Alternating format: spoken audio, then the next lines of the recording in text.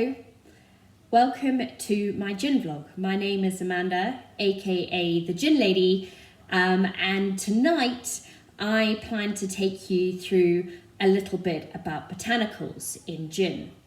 So my gin vlogs are all around my love for gin, how to make a good gin and tonic, the different things that go well with each other.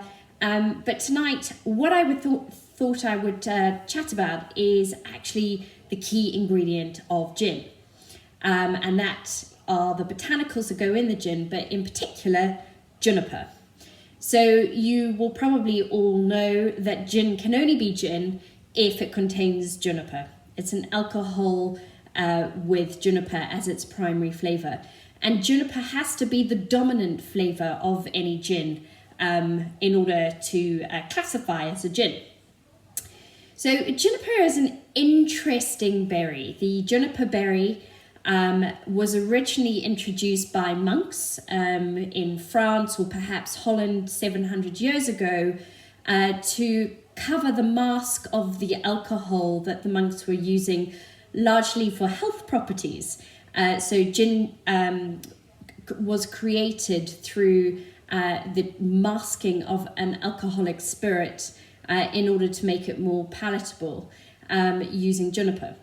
So that was 700 years ago, and we've come a long way since then, but juniper is the primary botanical used in gin.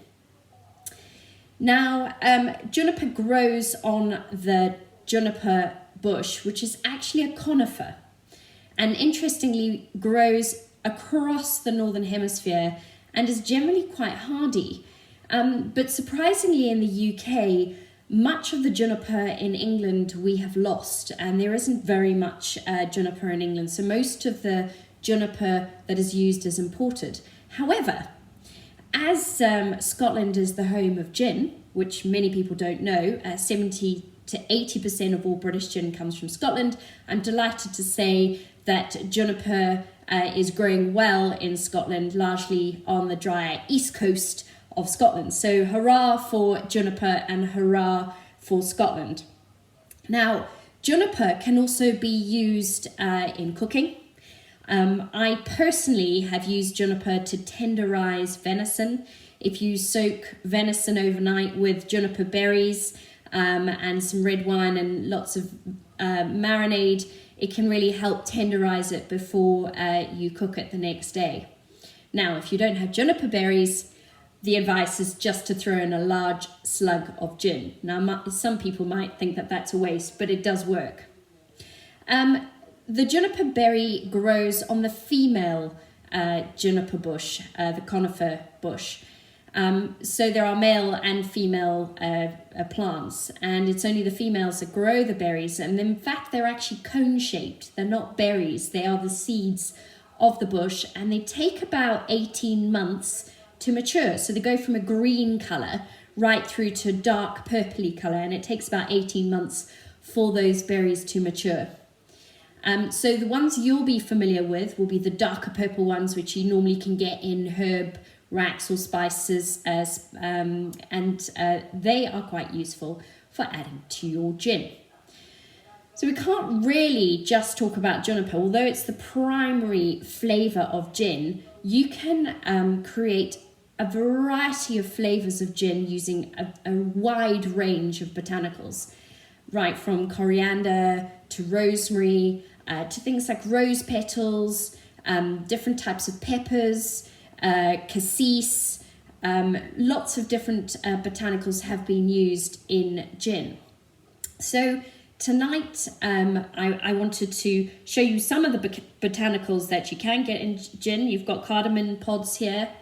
You've actually got juniper berries there, as well as some red peppers and some other spices on the other side. Now, the reason that I've got these dried botanicals is not to make gin, but actually to add to gin. So one of the subscribers to my vlog asked, what are the different things that you can put in gin?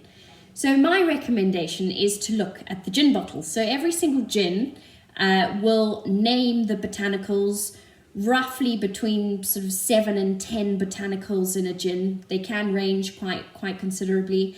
And to match what you put in your gin with your botanicals will bring out the flavour of the gin. But that is not a golden rule, and you can still just add your slice of lemon if that's what you would prefer. But you can add things like cucumber and apple as well, which go well with certain gins. So Karoon recommends apple.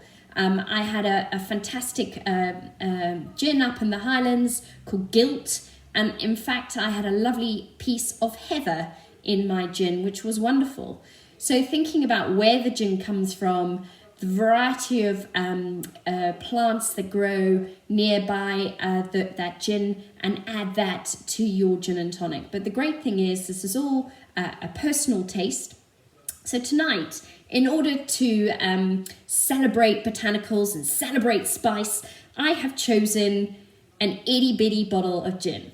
So I have a number of these little ones in my cupboard, which people have very kindly given me. And in fact, I am out of the large bottle of this. So this is Opier gin. And the wonderful thing about this is it is made specifically to celebrate spices from around the world. So I would like to read from a little gin book, a guide to the world's greatest gins. I have a number of these about Ophir Oriental Spiced. So it's an English gin, and you can get it in your normal supermarkets like Waitrose. That's where I first bought it. And if you go onto the website, it will take you through a map of all the different botanicals that are in the gin. But specifically, this book I thought was rather nice because it describes the gin as a journey around the world collecting the botanicals to make the spiciest, fruitiest gin you'll ever taste. And the whole point of this gin is to pay tribute to the spice root. The words oriental and spiced are appropriate because this smells like a cross between a Chinese curry sauce you get in fish and chip shops and a creamy korma. So that is rather fabulous description of this gin. Tonight, I'm very lucky because I will be having an online chat with some of my gin drinking buddies. So this is an appropriately timed gin making exercise. As usual, as from previous vlogs, you will know you need to add a lot of ice. I particularly like this ice tray, which has 9 little blocks, because that for me is almost the perfect quantity of gin. Now I'm going to spice my gin with a couple of cardamom pods, a couple of juniper berries, and some red peppercorns and other spices. So that is one thing you can add to your gin, is various spices. Other things, amazingly, you can get all types of interesting things now for gin. So one lovely person gave me the 6 infusions for gin and tonic, which include little tea bags that you can soak in your gin to infuse the flavour. And they go from red, rose, yellow, orange, green and white. So perhaps I will be tasting and testing some of those out in later vlogs. So my gin is already measured out for me. I've just dropped my the lid. It's a very professional, dropping lids. So again, I'm using this lovely spiced gin. We'll pour the whole bottle into the glass, which is pretty much appropriate in terms of the quantities of gin and tonic. And tonight I'm going for a refreshingly light Fever Tree. As you know, Fever Tree is my tonic of choice, although there are a variety of other tonics that you can try. And I'm putting this in my lovely Whitney Neal gin glass, which is wonderful because you can give it a really good swirl around and let those spices infuse into the gin and tonic.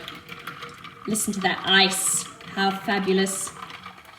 And there we have it, tonight's spice gin, and a little tour around the juniper berry and other botanicals that you can use. Cheers. Please do leave me comments. Do let me know if there's specific things you would like me to vlog about. You can subscribe to my vlog, and I will attempt, as I'm growing my internet and IT skills, to put the various things that I've mentioned into the bottom comments of my vlog. Have a lovely evening and stay safe, everyone.